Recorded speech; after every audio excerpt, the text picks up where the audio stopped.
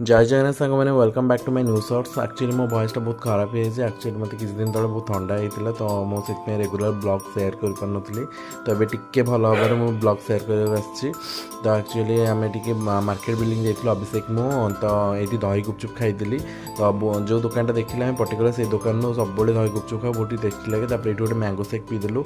Mango सेक P सारापर अभिषेक घर को जाइलु। Actually सुनी भाई मैंने अभिषेक बड़ भाई जी तो बर्थडे थी ये भाज गोटे बहुत बढ़िया मैंगो फ्लेवर आइसक्रीम केक आनी बहुत टेस्टी लगे। ये आम भाई केक कटिंग करदेलु। ये अंकल आंटी नानिका जेजेमा और भाउज अभिषेक मो मिसिकी बढ़िया से बर्थडे सेलिब्रेट कलु। ये केक काटी सारापर आम खाइलु भी केक बहुत टेस्टी थी। केक खाई सारापर ये देखो भाई को भी मुझे केक खुदी तो गोटे चॉकलेट नहीं तो सही देली। भाउज आमर बहुत टेस्टी बिरियानी बनई भेज बिरियानी बहुत टेस्टी लगुला मैं चिकेन बिरियानी भाया लगुला। तो यहाँ खाई दिन एमती एंड कलु।